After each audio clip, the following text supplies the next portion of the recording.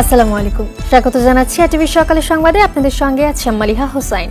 বর্বর হত্যার ভাইরাল ভিডিওটি 5 আগস্ট সাভার আশুলিয়ার। এতে অংশ নেওয়াদের মধ্যে একজন আওয়ামী লীগ নেতার ছেলে, ঢাকা জেলা উত্তর গোয়েন্দা পুলিশের তদন্ত বিভাগের পরিদর্শক আরাফাত হোসেন। ছাত্র জনতাকে নির্বিচারে গুলি করে হত্যার পর মরদেহগুলো ভ্যানে স্তূপ করে তোলা হয়। স্থানীয়দের অভিযোগ, লাশগুলো নিশ্চিহ্ন করতে পুলিশের গাড়িতে তুলে আগুন ধরিয়ে দেওয়া হয়। আশুলিয়ার প্রতিনিধি HM সৌরভের তথ্যচিত্রে জানাচ্ছেন এয়ার বাদল। ভাইরাল হওয়া ভিডিওতে দেখা যাচ্ছে একটি ব্যাটারি চালিত ভ্যানে চাদরে ঢাকা অনেকগুলো অচেতন দেহ। আরও একটি অচেতন দেহের হাত ও পা ধরে সেই স্তূপের উপরে নিক্ষেপ করে পুলিশের 2 সদস্য।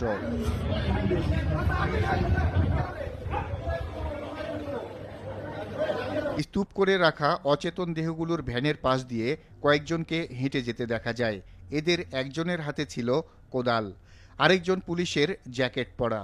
তার পরিচয় বরিশালের বদরটুনি মাধ্যমিক বিদ্যালয়ের অবসরপ্রাপ্ত প্রধান শিক্ষক এবং হরিনাথপুর ইউনিয়ন আওয়ামী লীগের সাবেক সভাপতি মোহাম্মদ আরিফ হোসেনের ছেলে আরাফাত হোসেন। তিনি ঢাকা জেলা উত্তর গোয়েন্দা বিভাগের তদন্ত বিভাগের পরিদর্শক। ঘাতক আরাফাত হোসেন জগন্নাথ বিশ্ববিদ্যালয়ের ভূগোল ও পরিবেশ বিভাগে পড়াশোনা করেছেন। স্থানীয়দের বর্ণনায় আশুলিয়া থানার সামনে 6টি অচেতন দেহ পুলিশের গাড়িতে তুলে পুড়িয়ে ফেলা হয়। পরের দিন স্বজনরা 4 জনের মরদেহ চিহ্নিত করেন। নিহতরা হলেন স্থানীয় সাজ্জাদ হোসেন সজল, তানজিল আহমেদ সুজয়, বাইজিদ ও শুভ্র হুমায়ুন। বাকি 2 জনের পরিচয় এখনও মেলেনি। তবে ব্যাটারি চালিত ভ্যানে স্তূপ করে তোলা অচেতন দেহগুলোই পুলিশ ভ্যানে পোড়ানো হয়েছে কিনা নিশ্চিত হওয়া যায়নি।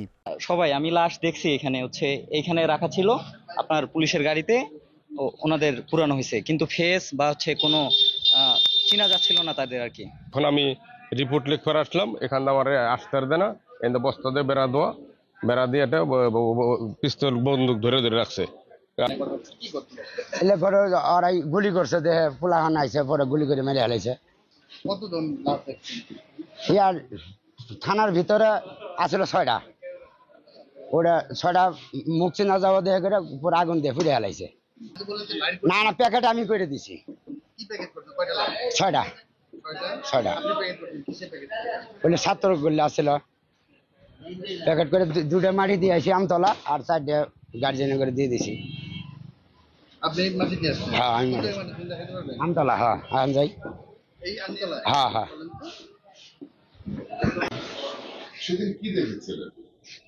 সেদিন দেখেছিলাম এখানে একটা লাশের গাড়ি ছিল দোকানের সামনে, পরে ওই গাড়িতে আগুন দিয়ে দিছে। আগুন দেওয়ার পরে মনে করেন আমরা তো আর এখানে ছিলাম বাসা, এদিক তো আসতেই পারিনি আমরা। ঘটনাস্থল নিশ্চিত করতে সহায়তা করে আশুলিয়া থানার পাশে ধামসোনা ইউনিয়নের 7 নম্বর ওয়ার্ডের মেম্বার প্রার্থী আবুল হোসেনের পোস্টার, যাতে ধামসোনা ইউনিয়নের সাবেক চেয়ারম্যান ও সংসদ সদস্য সাইফুল ইসলামের ছবি দেখা যায়। এদের মধ্যে নির্মম হত্যার শিকার বাইজিদের স্ত্রী রিনা আক্তার কঠোর বিচার চেয়েছেন। 5 তারিখে আমরা যে অফিসে চাকরি করতাম ওই অফিসে বুয়া খালা এর কাছে ছিল, তো আমাকে অফিসের সামনে অনেক লোক মারা গেছে, এগুলো আমার নিজ চোখে দেখা না শোনা, অনেকগুলো মারা গেছে, সেগুলো দেখতেছিল। দেখার পরে ওই দিন বিজয় যে মিছিল গেল, পরে ওই যেগুলো লাশ অফিসের সামনে যে লাশগুলো পাওয়া গেছে ওগুলো নিয়ে যাইতেছে, ওগুলো দেখছি, ফোনে ভিডিও আছে, ওগুলো দেখছে। দেখার পরে সবাই যা যা মতো গেছে, ওই বলে অনেকে অফিসের লোকে বলছে যে তুমি বাসায় যাও, পরে ওই বাসায় যায় নাই, ওই বলছে যে আমি বিজয় মিছিলে ওইখানে যাম, পরে ওই মিছিলিতে গেছিলো। তারপরে থেকে ওর ফোন অফ করে, ওই দিনকে সারাদিন ফোন দিছি, ওর ফোন বন্ধ, ফোনে পাওয়া যায় নাই। তারপরের দিন লাশ পাওয়া গেছে ওখান থেকে, ওই থানা থেকেই আমার কাছে ফোন ছিল। এটা আমি নিজ চোখে তো দেখিনি, আর ওই আমার কাছে ছিলও না। এখন শোনা কথা যে পুলিশেরা ওরা গুলি দিয়ে মারছে, আহত অবস্থায় পরে গাড়িতে উঠে পুড়ে দিয়েছে। তাকে পুড়ে দেওয়া হয়েছে? হ্যাঁ, পুড়ে দেওয়া হয়েছে।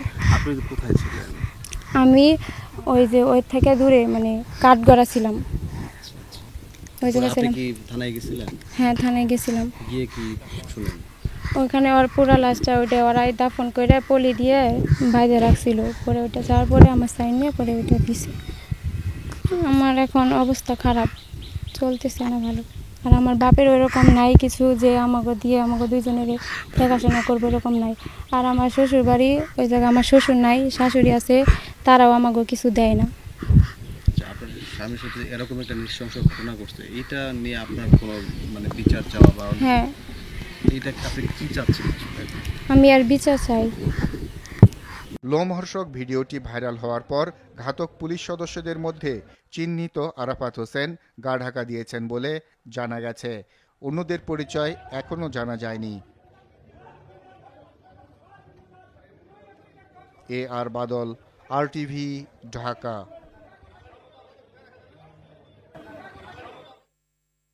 বেসরকারি বিশ্ববিদ্যালয়ের এক শিক্ষার্থীর মৃত্যুর ঘটনায় ঢাকা মেডিকেল কলেজ হাসপাতালে মারধর ভাঙচুরের ঘটনা ঘটেছে। শনিবার মধ্যরাতে ঢাকা মেডিকেল কলেজ হাসপাতালের জরুরি বিভাগে উত্তেজনার সৃষ্টি হয়। এই ঘটনায় চিকিৎসকদের নিরাপত্তার পাশাপাশি 24 ঘন্টার মধ্যে দোষীদের গ্রেফতারের আলটিমেটাম দিয়েছেন চিকিৎসক ও মেডিকেল শিক্ষার্থীরা।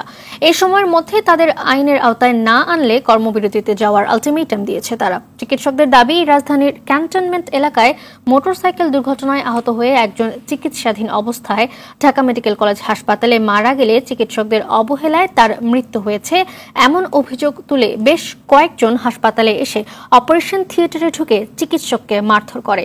এছাড়াও শনিবার সন্ধ্যায় ঢাকা মেডিকেল কলেজ হাসপাতালে জরুরি বিভাগের ভেতরে ধারালো অস্ত্র নিয়ে 2 গ্রুপের হামলায় একজন মারা যায়। এই ঘটনায় চাপাতি সহ 4 জনকে আটক করে সেনাবাহিনী। নিরাপত্তা ডাক্তাররা পায় যেন তারা সাহস নিয়ে কাজ করতে পারে। এর আগে একটা ঘটনা ঘটেছে এখানে, আমি যতটুকু জানি এটা কিশোর গ্যাং, 2 গ্রুপ অস্ত্র নিয়ে সরাসরি ইমার্জেন্সিতে দৌড়াদৌড়ি করেছে। কোন সাহসে একটা ডাক্তারের গায়ে হাত তোলে?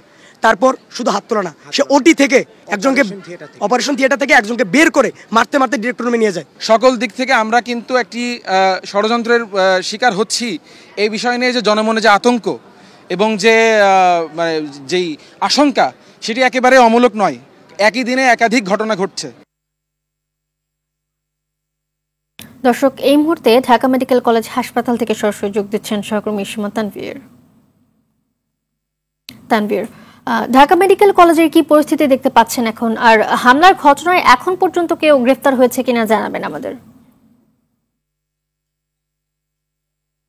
দেখেন, বাংলাদেশের মেডিকেল স্বাস্থ্যের একদম যদি বলি যে শেষ ভরসা স্থল এই ঢাকা মেডিকেল কলেজ, মানে এই কথাটা বললে কিন্তু খুব বেশি ভুল করা হবে না। আর এই মেডিকেলে যখন আসলে চিকিৎসা সেবা বন্ধ থাকে তখন পরিস্থিতি আসলে কোথায় গিয়ে দাঁড়ায় সেটা কিন্তু বুঝতেই পারছেন যে বাংলাদেশের যতগুলো আসলে হসপিটাল আছে এবং সেই সব হসপিটাল থেকে যখন কোনো রোগী আসলে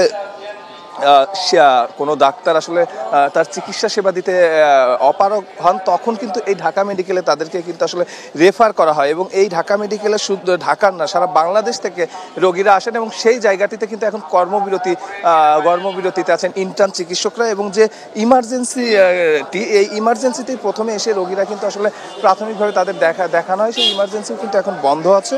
আমরা কিছুক্ষণ আগে কিন্তু কথা বলছিলাম ইন্টার্ন চিকিৎসকদের সঙ্গে এবং রোগী আছেন তাদের সঙ্গে। তারা যে আসলে বলছিলাম যে কোন ধরনের রোগী নিয়ে আসলে এখানে যখন কোনো জায়গায়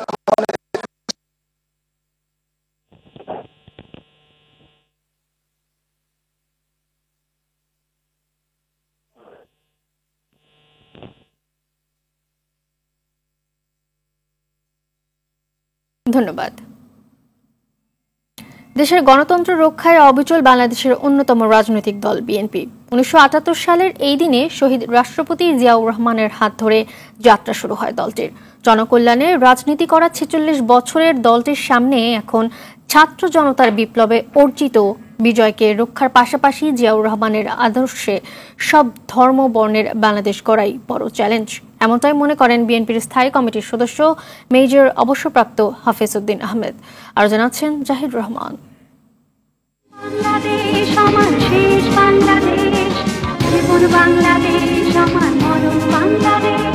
1978 সালের 1 সেপ্টেম্বর রমনা রেস্তোরাঁয় আনুষ্ঠানিকভাবে যাত্রা শুরু বাংলাদেশ জাতীয়তাবাদী দল বিএনপির। ইতিহাসের দাবি আর দেশবাসীর আকাঙ্ক্ষায় অভ্যুদয় ঘটে এই রাজনৈতিক দলের। যে জাতি তাদের ভাগ্য উন্নয়নের জন্য নিজেরা নিজ হাতে চেষ্টা করে না, আল্লাহ তাআলা তাদেরকে সাহায্য করেন না। বহুদলীয় গণতন্ত্রের প্রবক্তা জিয়াউর রহমানের বিএনপির ঘোষণাপত্রে বলা হয়, বাংলাদেশি জাতীয়তাবাদের ভিত্তিতে ইস্পাত কঠিন গণঐক্য, ব্যাপক জনভিত্তিক গণতন্ত্র ও রাজনীতি প্রতিষ্ঠা, ঐক্যবদ্ধ ও সুসংগঠিত জনগণের অক্লান্ত প্রয়াসের মাধ্যমে জাতীয় অর্থনৈতিক মুক্তি, আত্মনির্ভরশীলতা ও প্রগতি অর্জন এবং সাম্রাজ্যবাদ, সম্প্রসারণবাদ, নয়া উপনিবেশবাদ, আধিপত্যবাদের বিভীষিকা থেকে মুক্তির লক্ষ্যে গঠিত হয়েছে দলটি। তিনি গণতন্ত্রকে বিকশিত হওয়ার জন্য সুযোগ দিয়েছেন এবং বিএনপি দীর্ঘদিনের পথ পরিক্রমায় এইভাবে বিএনপি দেশের জনপ্রিয় দলে পরিণত হয়েছে। আজও এই দলের মূল শক্তি প্রেসিডেন্ট জিয়ার আদর্শ। 1981 সালের 30 মে চট্টগ্রামে বিপদগামী সেনা সদস্যদের হাতে জিয়াউর রহমান নিহত হন। এরপর 1982 সালের 3 জানুয়ারি বিএনপির হাল ধরেন বেগম খালেদা জিয়া। তার নেতৃত্বে এরশাদ পতনের পর 91 সরকার গঠন করে বিএনপি। 96 তার নেতৃত্বে দ্বিতীয় দফায় 45 দিনের ক্ষমতার পর 2001 সালে তৃতীয় দফায় সরকার গঠন করে দলটি। 2007 সালের 11 পট পরিবর্তনে ক্ষমতার বাইরে চলে যায় বিএনপি। প্রতিকূল পরিবেশের মধ্যেও গণতন্ত্র পুনরুদ্ধারে 2008 থেকে স্বৈরাচার শেখ হাসিনা সরকারের বিরুদ্ধে লড়াই চালিয়ে যায় নেতাকর্মীরা। জীবনের হুমকি আসলেও কখনো দমে যায়নি, বরং গুম, খুন, মামলা, নির্যাতনের পরও সব সময় রাজপথে সরব ছিল দলটি। 2018 সালে দুর্নীতির 2 মামলায় বেগম খালেদা জিয়ার সাজা এবং অসুস্থতার পর দলের হাল ধরেন তারেক রহমান। বাংলার মানুষকে সুন্দর জীবন দিতে চালিয়ে যান সংগ্রাম। সবশেষ ছাত্র জনতার লড়াইয়ে ফ্যাসিস্ট সরকারের পতনে দেশে গণতন্ত্র প্রতিষ্ঠায় অন্তর্বর্তী সরকার গঠনের মধ্য দিয়ে অনেকটা সফল বিএনপি। মুক্ত হন আপসী নেত্রী বেগম খালেদা জিয়া।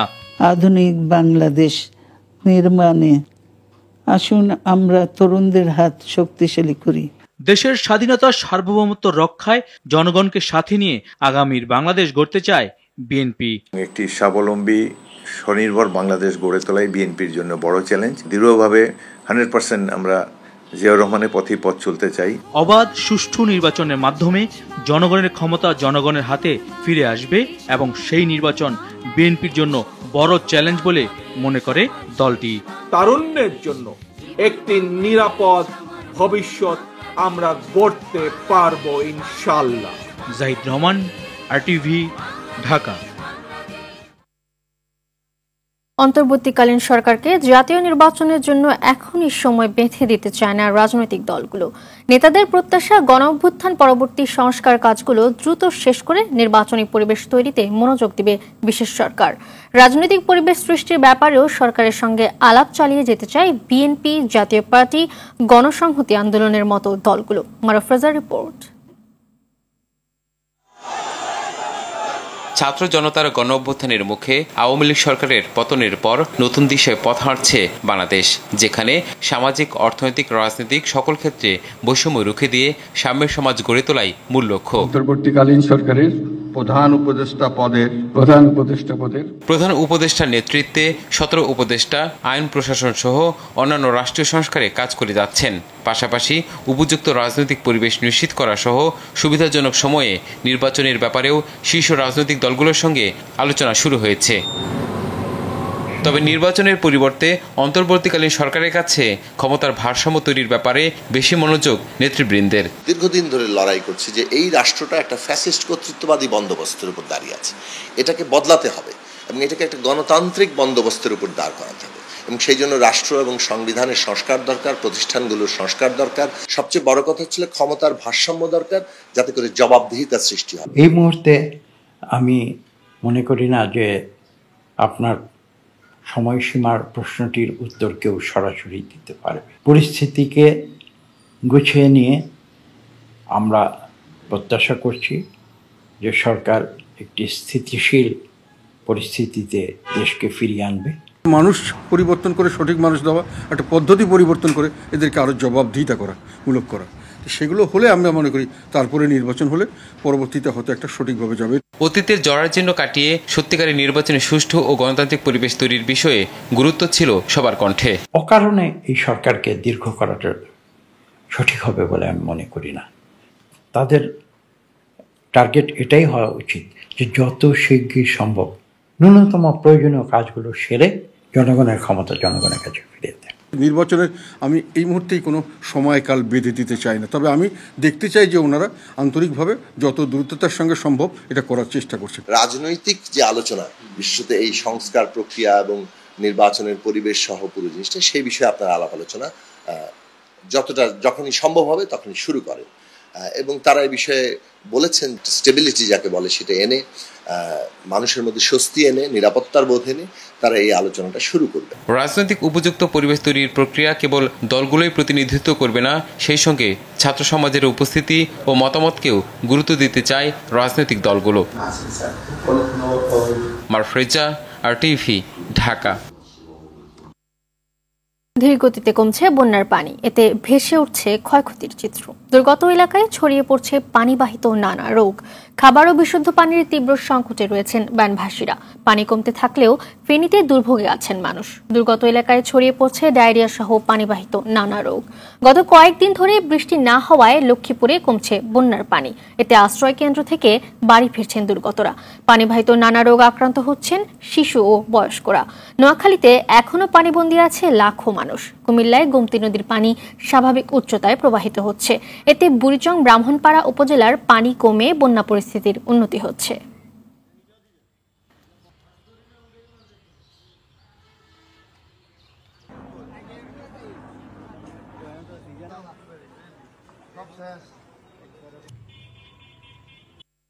এদিকে কারণ মুখে জানা ভিতরে আমি এখানে আসার একদিন 2 ফোল্ডার খাইছি। ভাইতে আইতে পারি না, হানিকানি এক কমল পানি, পাকা রাস্তার মধ্যেও বুক পরিমাণ পানি। আমরা এখন পর্যন্ত কোনো ত্রাণ পাই না। আমরা খাওয়া দাওয়া কষ্ট করছি, চলতে পারছি না, আমাদের বাড়ি অনেক পানি উঠছে। বন্যায় আমাদের মূলত ক্ষতি হয়েছে আমাদের যে এলাকা অঞ্চলগুলো আছে, মাছের গেরগুলো আছে, মাছের গের যারা অসহায় মানুষ তাদের মাছের গের মাছ সব বেশি গেছে। দর্শক, বন্যা পরিস্থিতি জানাতে নোয়াখালী থেকে সরাসরি যোগ দিচ্ছেন সহকর্মী গিয়াসউদ্দিন রনি। বিভিন্ন উপজেলা থেকে পানি নেমেছে কিনা আর প্রত্যন্ত এলাকার মানুষ পর্যাপ্ত ত্রাণ সহায়তা পাচ্ছে কিনা জানাবেন বিস্তারিত।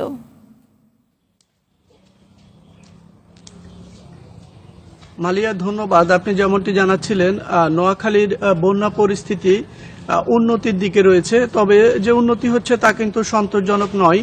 নোয়াখালীর বন্যা কবলিত 8টি উপজেলার এখনো অনেক সড়কে হাঁটু পরিমাণ পানি রয়েছে, কোথাও কোথাও হাঁটুর নিচে পানি রয়েছে। তো স্থানীয়রা যেটা জানিয়েছে যে সেটি হচ্ছে কি, এখানকার বন্যা কবলিত এলাকাগুলো থেকে পানি যেভাবে কমছে সেটি অত্যন্ত ধীরগতি, যা সন্তোষজনক নয়। আর এভাবে পানি কমার কারণে বন্যার যে সময়টি দীর্ঘায়িত হচ্ছে, এতে কিন্তু ক্ষয়ক্ষতির পরিমাণ কিন্তু বৃদ্ধি পাচ্ছে। আমরা আশ্রয়ন কেন্দ্রে আশ্রয় নেওয়া একাধিক নারীর সাথে কথা বলেছি, তারা আমাদেরকে জানিয়েছে যে এই যে কিছু পানি কমার সাথে সাথে তারা বাড়িতে গিয়েছিল এবং তারা গিয়ে দেখতে পেরেছে যে তাদের যে কাঁচা ঘরের যে বিচে এবং অনেকের যে পাকা ঘরের যে মেঝে তা কিন্তু ব্যবহারের অনুপযোগী হয়েছে এবং কাঁচা ঘরের যে মেঝেগুলো সেগুলো কিন্তু একেবারেই মানে ধ্বংসস্তূপে পরিণত হয়েছে। এছাড়া বন্যার যে প্রভাবের কারণে যে প্রাদুর্ভাব সৃষ্টি হচ্ছে সেটিতে কিন্তু ডায়রিয়াজনিত রোগ এবং চর্মরোগ কিন্তু ব্যাপকভাবে বেড়ে গেছে। আর এদিকে যে বন্যা মোকাবেলায় স্থানীয় প্রশাসন ত্রাণ বিতরণ কার্যক্রম চালিয়ে যাচ্ছে, আর সেই সাথে বিভিন্ন স্বেচ্ছাসেবী সংগঠন এবং ব্যক্তি উদ্যোগে অনেক মানুষই কিন্তু ত্রাণ দিচ্ছে। তবে যারা বানবাসী মানুষ তারা বারবার একটা কথা বলেছে, আপনাদেরকে আগেও জানিয়েছি যে সরকারি যে ত্রাণটা তা কিন্তু পর্যাপ্ত নয়। অপরদিকে আপনাদের জানিয়ে রাখি যে বন্যার এই প্রভাবে নোয়াখালীর প্রত্যন্ত অঞ্চল এবং জেলা শহর সহ বিভিন্ন শহরের পাকা সড়কগুলো কিন্তু ব্যাপকভাবে ক্ষতিগ্রস্ত হয়েছে। মালিয়া, এই ছিল আমার কাছে নোয়াখালীর বন্যা পরিস্থিতি নিয়ে সর্বশেষ। ধন্যবাদ আপনাকে। এদিকে বন্যায় মৌলভী বাজারে আউশ আমন এবং আমনের বীজতলায় ব্যাপক ক্ষতি হয়েছে। বাড়িঘরের সঙ্গে ক্ষেতের ফসল হারিয়ে বিপাকে পড়েছেন কৃষকরা। এখন পর্যন্ত জেলায় শুধু কৃষিতেই ক্ষতির পরিমাণ দাঁড়িয়েছে 179 কোটি টাকা। এরই মধ্যে চারা না থাকায় আমন চাষ নিয়ে শঙ্কায় রয়েছেন চাষিরা। মৌলভীবাজার থেকে চৌধুরী ভাস্কর হোমের প্রতিবেদন, জানাচ্ছেন নাদিরা সুলতানা। বন্যায় এবার ফসলের ব্যাপক ক্ষয়ক্ষতি হয়েছে মৌলভীবাজারে। সদর, কমলগঞ্জ, রাজনগর, জুড়ি, কুলাউড়ার বিভিন্ন এলাকায় তলিয়ে যায় প্রায় 42,000 হেক্টর জমির ফসল। এরই মধ্যে নষ্ট হয়ে গেছে প্রায় 22,000 হেক্টর জমির ফসল। ক্ষতিগ্রস্ত আউশ, আমন ও আমনের বীজতলার সঙ্গে রয়েছে 229 হেক্টর জমির সবজিও। ফসল হারিয়ে দুশ্চিন্তায় পড়েছেন চাষিরা। খালি পানি আর পানি, ওই যে এখানে আমি যেখানে দাঁড়ানো আছি এখানে বুক পানি আছিল, গুলা ফিচারি সব মাছ বাড়িয়ে গেছে। আমি 4.5 কেজি গাল লাগাইছিলাম, আমার সব বালুয়ে পড়ে লাইছে। টমেটো, সবজি, ধান বান সবকিছু শেষ। আমরা ফাফনা ধান একবারে 7 দিনের বন্যায় ঘুরিয়া নিচে গিয়ে, ওই দেখেন আপনারা দেখতেছেন বালুর নিচে গেছে সবকিছু, কাটতে পারতেছি না। বন্যা আইয়া আমার অকলতা নিয়ে গেছে, কুটিয়া কাটি যা আছে বিরাট কিছুই নাই। তখন যদি আল্লাহর বাস্তে যদি সরকারে কোনো কিছু সাহায্য করে আমরা তাহলে মনে করে আমরা উপাইতাম। কৃষি বিভাগ বলছে ক্ষয়ক্ষতির পূর্ণাঙ্গ তালিকা পেতে সম্পূর্ণ পানি নামা পর্যন্ত অপেক্ষা করতে হবে। ক্ষতিগ্রস্ত কৃষকদের সহায়তার আশ্বাসও দেন এই কর্মকর্তা। এখন এই মুহূর্তে আমরা কিছু বীজতলা তৈরি করার জন্য চেষ্টা করে যাচ্ছি। ইনশাআল্লাহ কৃষক সরকারের পুনর্বাসনের উদ্যোগ নিলে আমরা সেটা দ্রুত বাস্তবায়ন করার চেষ্টা করব। বন্যার ক্ষয়ক্ষতি কাটিয়ে উঠতে সরকার ও বিত্তবানদের সহায়তা চান মৌলভীবাজারের কৃষকরা। নাদিরা সুলতানা, RTV। দাম কমার পর আজ থেকে জ্বালানি তেল নতুন দামে বিক্রি হচ্ছে। বিশ্ববাজারের সঙ্গে সামঞ্জস্য রেখে জ্বালানি তেলের স্বয়ংক্রিয় মূল্য নির্ধারণ গেল মার্চ থেকে শুরু করে সরকার। সেই হিসেবে প্রতি মাসে নতুন দাম ঘোষণা করা হচ্ছে। এবার ষষ্ঠ দফায় সেপ্টেম্বরের জন্য ঘোষিত দামে প্রতি লিটার ডিজেল ও কেরোসিনের দাম কমেছে 1 টাকা 25 পয়সা। পেট্রোল ও অকটেনের দাম কমেছে 6 টাকা। এর আগে আগস্ট মাসে জ্বালানি তেলের দাম অপরিবর্তিত ছিল। জ্বালানি তেলের নতুন দাম নির্ধারণ করে শনিবার প্রজ্ঞাপন জারি করে বিদ্যুৎ, জ্বালানি ও খনিজ সম্পদ মন্ত্রণালয়। এতে প্রতি লিটার ডিজেল ও কেরোসিনের দাম 106 টাকা 75 পয়সা থেকে কমে হয়েছে 105 টাকা 50 পয়সা। পেট্রোলের নতুন দাম প্রতি লিটার 127 টাকা থেকে কমে হয়েছে 121 টাকা ও অকটেনের দাম 131 টাকা থেকে কমে হয়েছে 125 টাকা।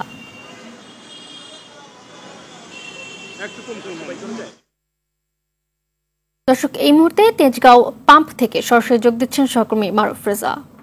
মারুফ, নতুন দামে জ্বালানি তেল বিক্রি হচ্ছে কিনা আর ভোক্তাদের প্রতিক্রিয়া কেমন দেখতে পাচ্ছেন জানাবেন আমাদের। মালিহা, বিশ্ববাজারের সঙ্গে সামঞ্জস্য রেখে নতুন নির্ধারিত দামে তেল কিন্তু গতকাল রাত 12টা থেকে কার্যকর হয়েছে। সকাল থেকে সেটি সেই দামে বিক্রি হচ্ছে। আপনি যেটি বলছিলেন দর্শকদের, আসলে ভোক্তাদের খুবই স্বাভাবিকভাবে তাদের একটি সুখবর, কারণ কিন্তু যে কোনো জ্বালানি তেলের যখন দাম কমে এটা ভোক্তাদের জন্য একটি সুখবর তো বটেই। আপনি জানেন যে চলতি বছরের মার্চ থেকে বিগত আওয়ামী লীগ সরকার 4 দফায় কিন্তু এই বিশ্ববাজারের সঙ্গে দাম সামঞ্জস্য করেছিল। তার মধ্যে কিন্তু 2 দফা কমেছিল, 2 দফা বেড়েছিল। তবে একটা বিষয় ছিল যে বিশ্ববাজারের সঙ্গে যে সামঞ্জস্যটা সেটি কিন্তু খুব একটা লক্ষ্য করা যায়নি, মানে সামঞ্জস্যটা ওইভাবে বিশ্ববাজারের সঙ্গে হয়নি। সেক্ষেত্রে এবার অন্তর্বর্তীকালী সরকারের প্রথম এই গত 25 দিন দায়িত্ব নেওয়ার পরে কিন্তু এই প্রথমবারের মতো সামঞ্জস্য করলো, এবং যেটি একটি বলা যায় যে লিটার প্রতি 6 টাকা কিন্তু খুব একটি কম বিষয় না। এর আগে আমরা যখন যদি আগের দামের সঙ্গে সামঞ্জস্য করি তাহলে সেক্ষেত্রে মোটামুটি একটি ভালো দাম কমেছে, বিশেষ করে অকটেন এবং পেট্রোলের বেলায়। আর ডিজেলের ক্ষেত্রে আমরা জানি যে 1 টাকা 25 পয়সা কমেছে। আগে যেটি 106 টাকা 75 পয়সা ছিল সেটি এখন 105 টাকা 50 পয়সায় বিক্রি হচ্ছে সকাল থেকে। আর মালিহা খুব স্বাভাবিকভাবে জানেন যে এই জ্বালানি তেলের সঙ্গেই কিন্তু অন্যান্য উৎপাদন প্রক্রিয়া জড়িত থাকে। সেই হিসেবে বলতে গেলে অন্যান্য বাজার ব্যবস্থাপনায় কিছুটা হলেও দামের হেরফের হওয়াটাই স্বাভাবিক। তবে আরেকটি বিষয় সেটি হচ্ছে যে এই যে জ্বালানি তেলের দাম কমলো, এখন কিন্তু একটি পরিবহনের ক্ষেত্রে কতটুকু প্রভাব পড়ে সেটা একটি দেখার বিষয়। এবং খুব স্বাভাবিকভাবে যাত্রীরা রয়েছেন, তারা কিন্তু প্রত্যাশা করছেন যেন, যদিও এখনও সকাল থেকে সেইটি আমরা খেয়াল করি, তারা প্রত্যাশা করছেন যেন এই দামের সঙ্গে সামঞ্জস্য রেখে সেই ভাড়ার বিষয়টাও যেন বিবেচনা করা হয়। আর মালিহা আরেকটা সবশেষ একটা ইনফরমেশন জানিয়ে রাখি, সেটি হচ্ছে যে আজকে সপ্তাহের প্রথম কর্মদিবস, গত শুক্রবার এবং শনিবার হওয়ার কারণে জ্বালানি তেলের সরবরাহ কিছুটা কম ছিল, তাই সকাল থেকে কিছুটা হলেও সংকট দেখা দিয়েছে। তবে আগামীকাল থেকে সেই তেলের সংকট থাকবে না বলছে এই কর্তৃপক্ষ। তো মালিহা, আমার কাছে এখনকার ছিল এতটুকু খবর। ধন্যবাদ আপনাকে। গোপালগঞ্জ ও নরসিংদীতে সড়ক দুর্ঘটনায় 9 জন নিহত হয়েছে। সকালে ঢাকা খুলনা মহাসড়কের গোপালগঞ্জের কাশিয়ানী উপজেলার মাঝিগাতি এলাকায় যাত্রীবাহী বাস ও ট্রাকের মুখোমুখি সংঘর্ষ হয়। এতে এক নারী সহ 5 জন নিহত হন। এ সময় আহত হয়েছে 10 জন। বিষয়টি নিশ্চিত করেছেন কাশিয়ানী ফায়ার সার্ভিসের স্টেশন মাস্টার রেজাউল মাওলা। এদিকে নরসিংদীতে মাইক্রোবাস ও কাভার্ড ভ্যানের মুখোমুখি সংঘর্ষে শিশু ও নারী সহ 4 জন নিহত হয়েছে। গুরুতর আহত আরও 4 জন। শনিবার রাত 9:30টায় ঢাকা সিলেট মহাসড়কের দগরিয়া এলাকার আঞ্চলিক পাসপোর্ট অফিসের সামনে এই দুর্ঘটনা ঘটে। সকালের সংবাদ এই পর্যন্তই। সবশেষ সংবাদ জানতে যে কোনো মোবাইল ফোন থেকে 24141 নম্বরে ডায়াল করুন। মধ্যাহ্নের সংবাদ দুপুর 12টায় দেখার আমন্ত্রণ রইল। ধন্যবাদ সবাইকে।